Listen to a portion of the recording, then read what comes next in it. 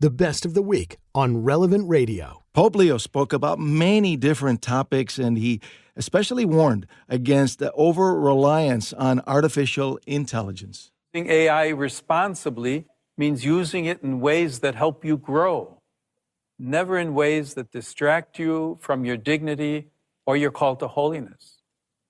In your education, make the most of this time. AI can process information quickly, but it cannot replace human intelligence. And don't ask it to do your homework for you. It cannot offer real wisdom. It misses a very important human element. AI will not judge between what is truly right and wrong. And it won't stand in wonder, in authentic wonder, before the beauty of God's creation. So be prudent, be wise, be careful that your use of AI does not limit your true human growth. Use it in such a way that if it disappeared tomorrow, you would still know how to think, how to create, how to act on your own, how to form authentic friendships.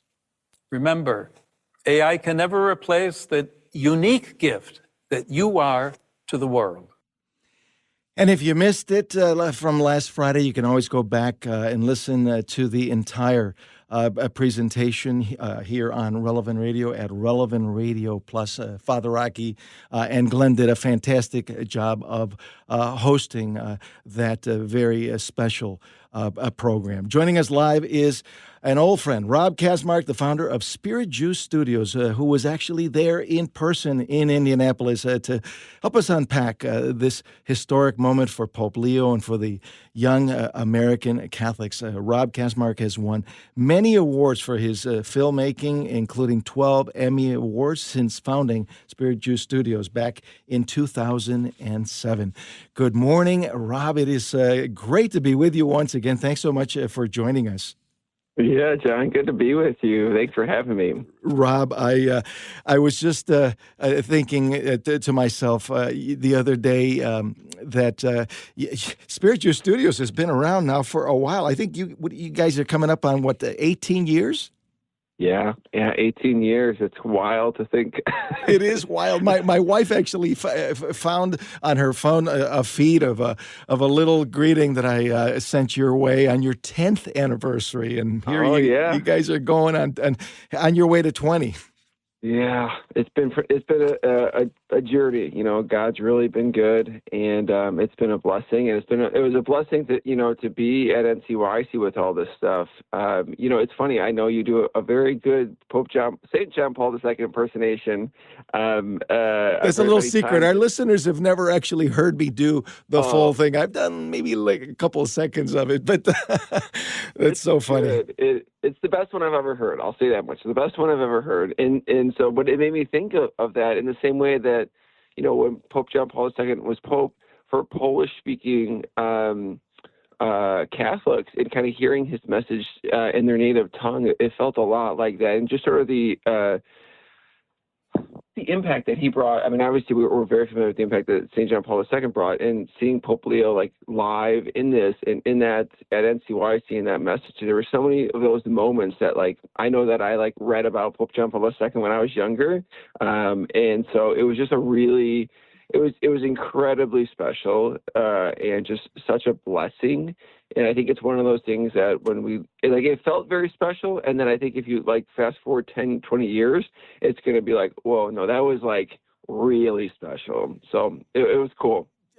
Tell us from your vantage point, what was the atmosphere inside of that NFL stadium, of Oil Lucas Stadium, home of the Colts, where we had that wonderful National Eucharistic Congress a year ago last summer? Because from what I saw, there was a lot of enthusiasm from all those young kids.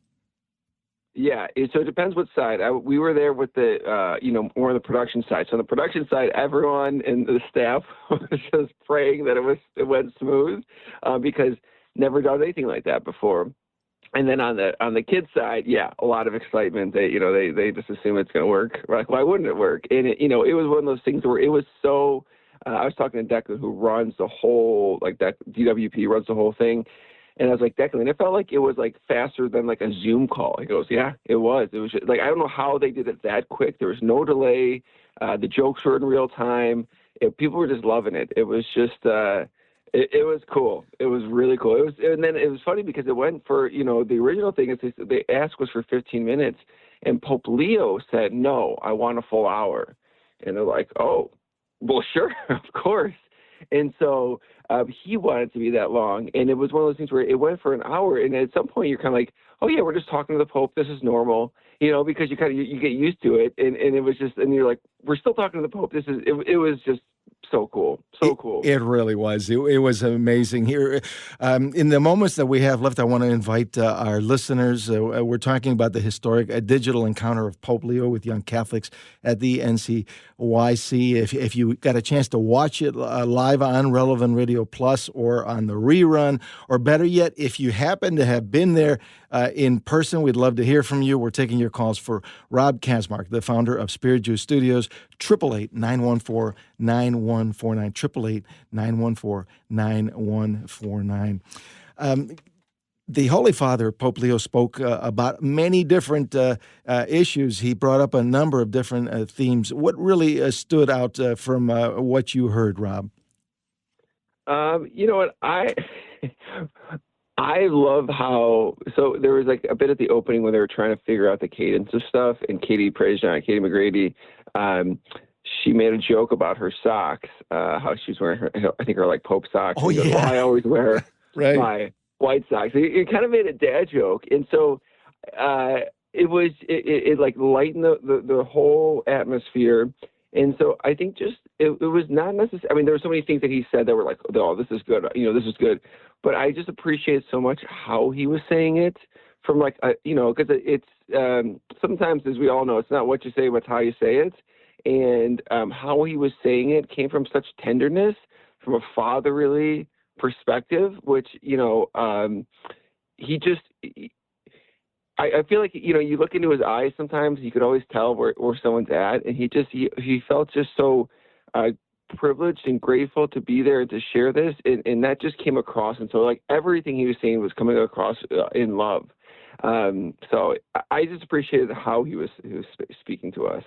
And he spoke to the kids about social media and about AI. He was speaking to them about things that would be, important to them. Yeah, things that they're using, and so it doesn't feel like he's disconnected. I mean, the way he spoke about AI just from that clip there, it's like we all use it. I mean, it's in everything so much, and it's just like, yeah, well, I mean, don't have it take away from your holiness. It's like it wasn't like he came in and said, okay, well, use this app, don't use that. Like he knows that we have an understanding on how to grasp stuff and like seeing where things are problematic, and so trusting. It was interesting. I think the subtle thing there's like trusting the kids to make that decision in that moment, because at the end of the day, that's all they can do. Rob, there's a ton of audio that we have, and obviously we don't have time to play so much of it, but we do have an interesting soundbite from Pope Leo about the importance of deepening your relationship with the Lord. Filters and guidelines can help you, but they cannot make choices for you. Only you can do that. These years of your life are meant to help you grow into mature adults. Spiritually, this means deepening your friendship with God and becoming more like Him. Intellectually, it means learning to think clearly, to think critically, to examine reality, and to search for truth, beauty, and goodness. It also means strengthening your will with God's grace so you can freely choose what helps you grow, avoid what harms you. And there you have it, the words of the Holy Father. It was so moving to see those young kids giving Pope Leo a standing ovation. They were cheering their little hearts out to be able to hear the words of the Pope in their native English language, in Midwestern English. Yeah, Midwestern English, which is even cooler, in the sense of just he's a South Sider, like many of us. and just, eats pizza, goes to the White Sox game. So, yeah, it was cool. Something just to know, too, because I think it's extremely important. The following, that night, they had Eucharistic adoration in the same spots. And so those same kids, they made a very strong point to say, we welcome the Holy Father, the Vicar of Christ, but now we have Jesus Christ, the King of the universe, that's going to be here. And it was a very powerful adoration. It's about an hour long. They had a benediction. And, the kids, I would say, let's say this. You could tell by the fruit. The line for confession, both after Pope Leo, throughout adoration, throughout the whole weekend, was always enormous. The kids were moved there. They were moved by the Holy Spirit, and Jesus Christ came into their hearts. And the adoration was truly special. They do that every time, on the Friday nights for about an hour. And they were invited in. I think it was really appropriate to have Pope Leo in the morning, the Vicar of Christ, and then for that evening to sit in front of our Lord and adore him. And it was we were blessed to be there for sure. Well, Rob, we reached out to you because I remembered that you had been to many of these National Catholic Youth Conferences over the years, but this had to be the most special one you've ever been to. Yes, it certainly has. This was the first, I think the closest there might have been a video from Pope Francis, like a pre-recorded at one of them, which was certainly very special.